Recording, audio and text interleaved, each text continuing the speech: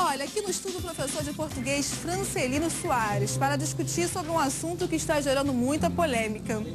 O MEC distribuiu para as escolas um livro com erro de português. O volume Por uma Vida Melhor, da coleção Viver Aprender, discute a norma culta versus a norma popular. E há frases como: nós pega o peixe. E ainda defende que nós podemos falar os livros dependendo da situação. Só que isso não tem agradado muitos pais dos alunos. E nós queremos saber a sua opinião. Então participe pelo telefone 3015-3708. Boa tarde, professor. Muito obrigada pela sua participação. Já de cara eu pergunto se o senhor é contra, é a favor, o que você acha desse livro? Marcelo, por baixo disso eu vejo ao lado, se você me perguntar do ponto de vista linguístico, de linguagem, é um aspecto muito complexo, porque envolve cultura. Agora, o meu questionamento maior é sobre o ponto de vista político. Porque se fazem essas alterações, entendido? Sem que o povo seja ouvido. Me perdoe entrar aqui num sistema paralelo, que é como foi a história, com todo respeito, esse problema da homoafetividade, que foi feito tudo em congresso, e depois perdeu-se tudo que tinha investido. E dinheiro muito exatamente grande, o dinheiro né? nosso. E a população não é consultada. De repente, a gente topa na última semana, a mídia divulga a história dessa cartilha. Ninguém tomou conhecimento. Quer dizer, está sendo construído de cima para baixo. Mais ou menos seria, se fosse vingar, e não vai vingar, seria uma coisa feita de cima para baixo. A comunidade falante não é ouvida. Então, em princípio, eu sou contra politicamente a isto, ao fato de a gente ter que chegar a uma coisa que vem de cima e não de baixo para cima. Então, antes que haja uma mudança, que escute primeiro as pessoas. Popular, cultural, no caso. Agora, do ponto de vista de linguagem linguística, é um problema muito complexo, porque talvez quem tenha lido isso ouvido na mídia não determine os níveis de linguagem e de linguística. São dois aspectos completamente diferentes. Nada contra nós vai e nós é. É um tipo de norma que é perfeitamente plausível, dependendo do ambiente que você frequente. Diferentemente da língua culta, a norma culta, que ela é a que deve ser ensinada em escola, porque sem ela você não tem acesso ao emprego, ao mercado, à cultura do país. Nós não podemos, por exemplo, transformar a língua portuguesa, que vem de Portugal e por tabela da civilização latina, nós não temos modificado do dia para a noite, entendido? Sem entender essa evolução e o sistema que existe. O sistema linguístico é um. Agora, a utilização desse sistema, que é a norma, ele pode ser feito de maneira coloquial. Você, evidentemente, eu vou ministrar uma aula, vou fazer uma palestra, eu tenho que primar, ou escrever um livro, eu tenho que primar pela minha linguagem, mas eu tenho que respeitar aquela linguagem que é usada no campo de futebol, por exemplo. Eu não vou falar no campo de futebol como eu falo numa sala de aula, ou como eu falo a uma plateia mais seleta. Então, deve-se preservar a linguagem culta. Agora, a norma tem suas variações, contra as quais eu não sou contra. Agora, o problema mais sério é que isso, me parece, segundo me chegou ao conhecimento, está sendo quase que imposto de cima para baixo às escolas, às crianças. Ora, escolas oficiais no caso, que a gente conhece hoje, com todo respeito, ela é frequentada por uma comunidade mais pobre, que não tem acesso à escola particular, e, portanto, vamos empurrar neste povo a cultura dele. Não, a cultura é uma só, a língua é uma só, uma língua culta. Agora, nós temos que respeitar as variantes. O senhor acha que isso, de alguma forma, pode atrapalhar o aprendizado, pode emburrecer, digamos assim? Eu diria que atrapalhar e emburrecer, não atrapalhar e emburrecerá, porque ela não vai vingar.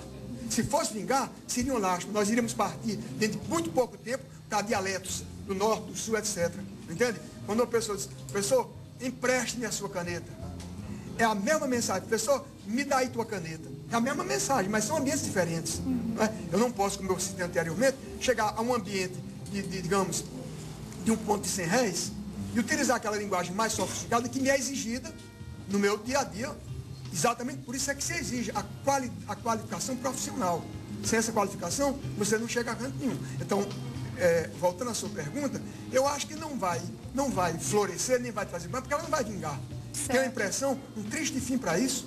Queria muito ouvir o MEC deveria consultar a comunidade cultural do país. Você vê que a Academia Brasileira está contra, os grandes escritores estão contra, não foram ouvidos. Então, se sair imposto de baixo para cima, há muitas chances de não vingar. Olha, para tornar essa discussão mais justa, eu vou falar agora com o professor e um dos autores do livro, Cláudio Bazzoni. Boa tarde, Cláudio. Boa tarde, Marcele. É um prazer falar com vocês aí da TV Tambaú. Alô, você está me ouvindo? Alô? Pode aumentar o retorno aqui para mim, produção? É um prazer falar com vocês aí da TV Tambaú. Professor, eu queria que o senhor falasse pra gente qual foi a ideia na hora de escrever esse livro, que mensagem que vocês queriam passar, qual era o objetivo de vocês? Bom, eu acho que, em primeiro lugar, assim, perceber que essa polêmica em torno, né, principalmente assim, desse capítulo, não é? Ela, a meu ver, ela não se sustenta, porque, como o próprio professor Francelino Soares, ele afirmou, não é? É papel da escola e nós, como autores assim, desse livro, também achamos isso, ensinar a norma culta da língua. Então, essa eu acho que é uma primeira coisa que teria que ficar assim, bastante evidenciada, que a gente não está se furtando a esse papel, não é? O que acontece é que assim, essas 3 frases que são exaustivamente citadas, né, comentadas, elas estão dentro de um contexto maior. A gente sabe que muitos alunos, e nós estamos falando também, eu acho que uma outra coisa que precisa ficar bem pontuada e esclarecida é que esse livro ele não é dirigido a crianças. É um livro para a educação de jovens e adultos, né? Jovens e adultos que vêm para a escola depois de muito relutar, depois de muitas vezes com experiências escolares muito ruins, eles voltam à escola para aprender, claro, a norma culta da língua, só que muitos, nessa fase de escolarização, eles partem de uma ilusão de que escrever é igual a falar, quer dizer, que a escrita, na verdade, representa a fala. Então, o que nós, autores, pensamos, assim, nessa questão das variantes, é que seria assim, justamente indispensável informar os alunos sobre o quadro de variação linguística existente no nosso país. Professor... Então a ideia não seria só afirmar o erro como sendo uma coisa que é desejável que o aluno falasse, mas assim, que a gente seguisse uma orientação didática que assim, está especificada nos parâmetros nacionais curriculares, não é? Então, assim, nos parâmetros há alguns conteúdos que são específicos e um deles é a variação linguística. Professor, o nosso convidado aqui, como você já ouviu, ele quer te fazer uma pergunta, por favor. Professor, por gentileza, eu quero crer o seguinte, não chegou às minhas mãos a cartilha, só que é o seguinte, que eu acho que na introdução dessa cartilha, não faço ex-cátedra, não falo com conhecimento de causa porque não vi a cartilha, mas eu tenho a impressão que uma introdução breve seria importantíssima a respeito da linguagem adquirida e transmitida. Porque, ao que lhe parece, você está defendendo a história da linguagem adquirida, que essa não há necessidade, porque a criança já chega com quem falar. Eu estou me referindo ao papel da escola, estou me referindo ao papel da escola, que deve optar pela linguagem transmitida, aquela que a gente transmite ao aluno. O conhecimento caseiro, adquirido na família, ele já chega com ela. Agora, veja bem, o registro dessas falas, estou plenamente de acordo, são as variantes. Estou plenamente de acordo com essas variantes. Agora, eu não vi a cartilha, mas devem se separar as coisas. Porque me parece que ela foi feita mais sob o ponto de vista linguístico e não gramatical, não normativo. Eu acho que não é exatamente, não é exato. Eu acho que assim, é um livro didático, inclusive em que os alunos vão poder ter contato, os alunos de EJA, de Educação de Jovens e Adultos, vão poder ter contato com autores como Clarice Lispector, Camões, Machado de Assis, Cervantes, há uma passagem do livro em que se discute o trecho do Dom Quixote, em que ele luta contra os moinhos. Então, eu acho que isso é importante. E na abertura desse capítulo, que é um capítulo que quer discutir justamente essas relações entre a fala e a escrita, eu acho que é importante que se diga que assim, é um capítulo dedicado toda a norma culta da língua. O que ele faz é uma espécie de estratégia em que assim, o aluno ele possa assim, transitar da oralidade dele, da maneira como ele fala. Então o livro reconhece essa oralidade e aí ele possa comparar a maneira como ele fala, às normas que são prescritas para a língua escrita, para a linguagem escrita. Então, isso é um jeito muito interessante de você fazer o aluno refletir sobre até o papel da gramática. Professor. Eu acho que eu convidaria o professor Francelino a baixar da internet, se ele entrar no site da Ação Educativa, ele vai poder ter acesso ao capítulo na íntegra, e ele vai perceber que, assim, o que está colocado ali, e como a conversa inicial que vem no capítulo, é justamente a ênfase, a gente dá ênfase para o papel da norma culta, não é? Professor O quanto ela é Cláudio. importante na linguagem escrita e na linguagem oral também, não é? Professor Cláudio, eu agradeço muito a sua participação, espero que o senhor tenha ajudado a esclarecer essa polêmica, foi muito bom poder ouvir a sua versão, viu? Muito obrigada. Eu que agradeço, Marcele, essa oportunidade e estou à disposição sempre que houver necessidade aí. Muito obrigado. Qualquer coisa, minha produção volta a te ligar. Bom, tá aí, né? Nós estamos mostrando os dois lados, né? Uma pessoa contra, uma pessoa a favor. E eu queria saber o que você de casa está achando. Laurinha, como é que está o papo aí com os telespectadores? O que cada um pensa sobre esse assunto?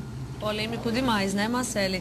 Essa questão toda, esse questionamento todo. Quero, Sandra Helena, a mãe de Érica, que está nos assistindo aqui, está dando a opinião, dizendo que acha muito errado, que a maneira correta de ensinar deve ser a tradicional, a maneira correta, a gramática correta. Agora, professor Francelino, eu tenho a impressão de que o nosso entrevistado aí, que falou por telefone, foi um pouco paradoxal o que ele falou, porque se essa cartilha vai trazer textos de Miguel de Cervantes, de grandes autores, e está ensinando errado, como é que essa...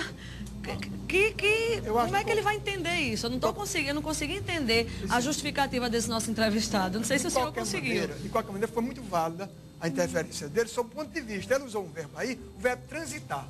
No momento em que ele fala que isso é para transitar, evidentemente, ele quer pegar a criança que traz com sua linguagem adquirida para transitar para a linguagem culta. Eu tenho a impressão que a mídia, a imprensa, enfatizou muito essa linguagem adquirida. Não falou nada no trânsito. Então, como ela falou, você tem lá Cervantes, tem Camões, tem Clarice Lispector, que são esteios da nossa língua. Então, se isto é para ensinar o aluno a transitar da adquirida, que ele pega em casa, para a transmitida que a gente passa para o aluno, eu aplaudo essa cartilha. Agora, o que pareceu na mídia é que a gente iria ensinar ao aluno, ou seja, entre aspas, forçar a barra para ele aprender a usar no dia a dia aquela linguagem da sua residência, a linguagem doméstica, o que não é verdade. Quer me parecer, pela interferência do professor, que o aspecto foi esse.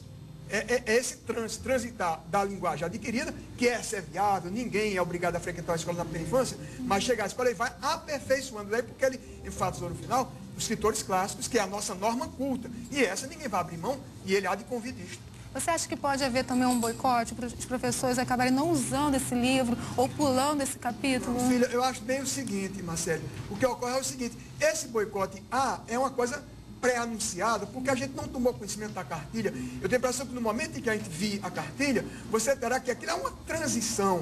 Então, o professor de bom ouvido, ele vai verificar que numa passagem não está se querendo, como pareceu transmitido num periódico semanal, que seria ensinar ao aluno, entre aspas, o errado. O conceito de certo e errado para a linguagem não tem nada a ver, mas para a norma culta ela tem. Então, não se trata de impor à criança essa língua, entre aspas, errada. Se trata de fazer a criança transitar dessa língua habitual, que ele pode continuar usando na fala em qualquer lugar, mas no momento solene de uso da língua escrita, ele tem que passar, transitar para a linguagem culta. Então, isso me pareceu que o professor aceita esse aspecto.